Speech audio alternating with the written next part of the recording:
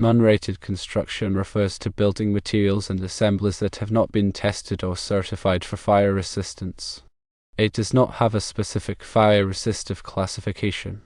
Rated areas in a church are typically those required to maintain the integrity of the building in the event of a fire. This includes exit corridors and stairwells, boiler rooms, electrical closets, building service areas, and other areas designated by the building code. The requirements for audio, video, and data wiring in a church may vary depending on the local building code and the specific uses of the wiring. However, common requirements include firstly, concealment, which means wiring should be concealed within walls, ceilings, or other approved raceways to protect it from damage and maintain the aesthetics. Secondly, protection, stating wiring should be protected from physical damage and moisture using appropriate conduits, raceways, or coverings. Thirdly, fire resistance, indicating wiring in rated areas should be rated for fire resistance and have appropriate fire stops to prevent the spread of fire. Fourthly, conduit type, which means conduits for electrical wiring should be approved for use in the specific environment, such as polyvinyl chloride or PVC for concealed wiring or metal conduit for exposed wiring. Fifthly, termination, explaining wiring should be properly terminated at outlets, switches, and equipment to ensure proper functionality and safety. Sixthly, grounding, requiring wiring should be properly grounded to prevent electrical shocks and protect equipment.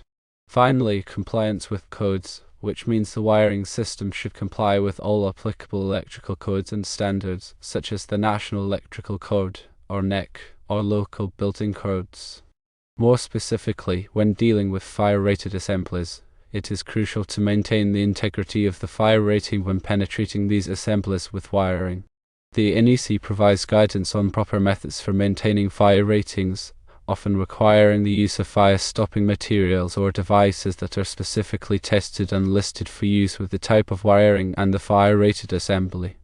These fire-stopping materials help to prevent spread of fire and smoke through the penetration, ensuring that the fire rating of the assembly is not compromised. Regarding audio, video, and data wiring, several NEC articles are particularly relevant. Article 725 covers Class 1, Class 2, and Class 3 remote control, signaling, and power-limited circuits, which are often used for audio and data wiring. This article provides requirements for wiring methods, overcurrent protection, and grounding.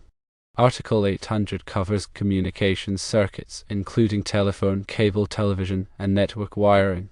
This article specifies wiring methods, grounding requirements, and protection against lightning and other electrical hazards.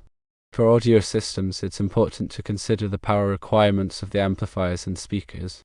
Article 640 addresses audio signal processing, amplification, and reproduction equipment.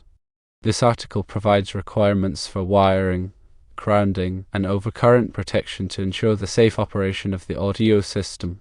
When running wiring in concealed spaces, such as within walls or above ceilings, it's important to use appropriate wiring methods that are suitable for the environment.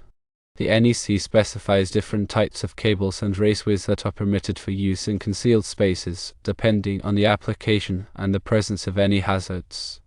For example, non-metallic sheaths cable, or NM cable, is commonly used for residential wiring, but it may not be suitable for use in commercial buildings or in areas where it is subject to physical damage.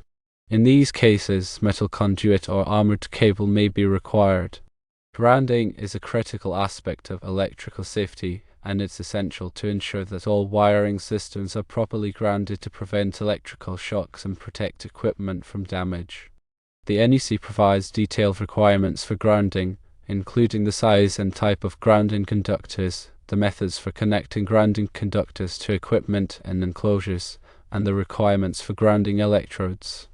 In addition to the NEC, local building codes may also have specific requirements for audio, video, and data wiring.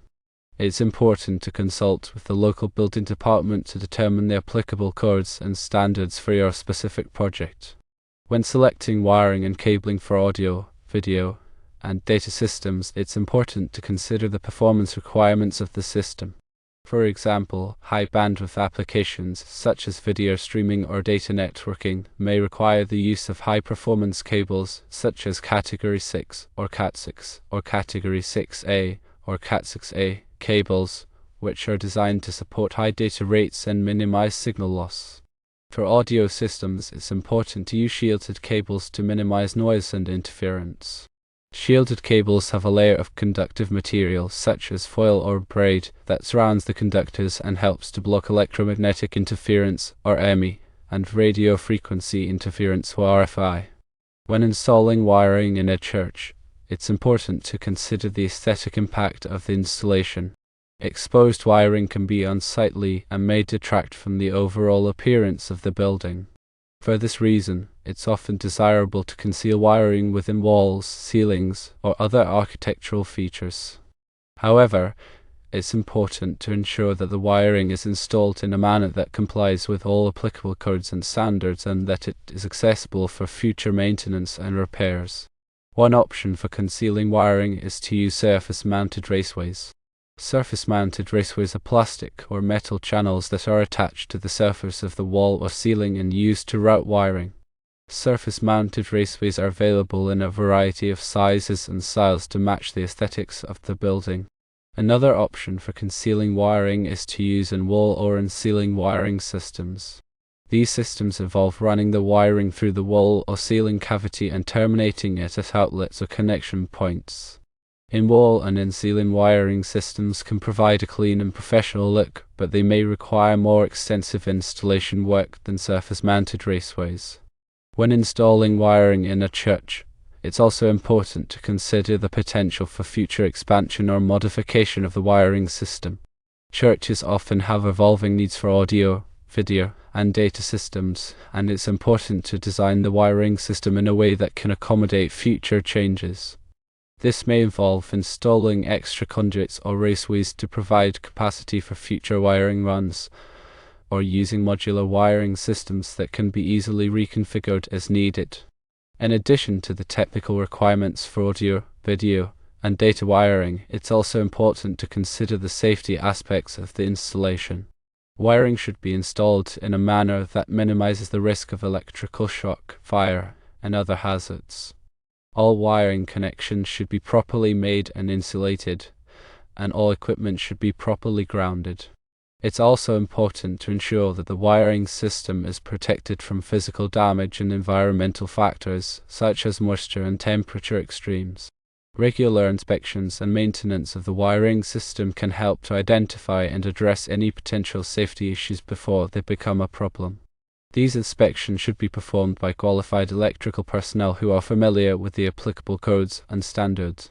When working with electrical wiring, it's important to follow all safety precautions and use appropriate personal protective equipment, or PPE, such as gloves, safety glasses, and insulated tools.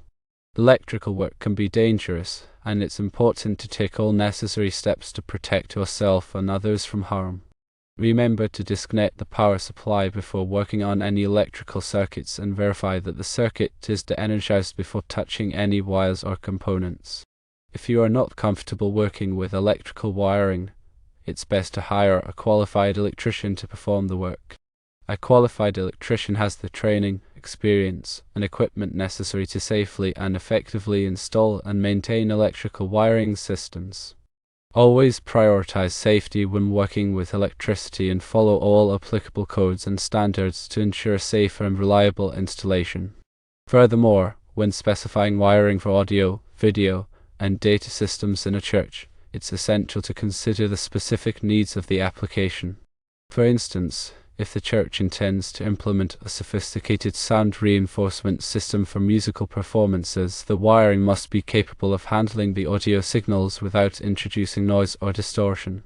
This typically involves using shielded cables with low capacitance and impedance characteristics. Similarly, if the church plans to install a video projection system for displaying presentations or live streams, the wiring must be able to transmit high-resolution video signals without signal degradation. High-definition multimedia interface, or HDMI, cables are commonly used for this purpose, as they can transmit both audio and video signals over a single cable. For data networking, it's important to choose cabling that meets the bandwidth requirements of the network. Category 5E, or Cat5e, cabling is suitable for basic networking applications, but Category 6, or Cat6, or Category 6A, or Cat6a cabling is recommended for higher bandwidth applications, such as video conferencing or data transfer.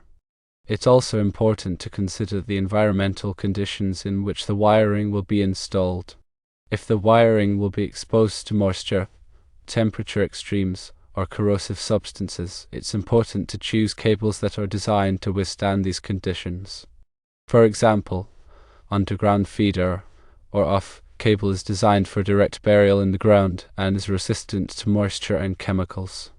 In addition to the type of cable, it's also important to consider the size of the conductors.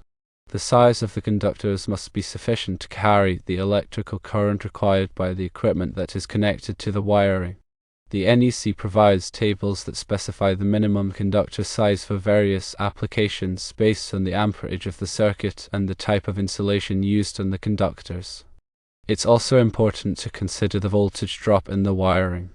Voltage drop occurs when the voltage at the load is less than the voltage at the source due to the resistance of the conductors. Excessive voltage drop can cause equipment to malfunction or operate inefficiently.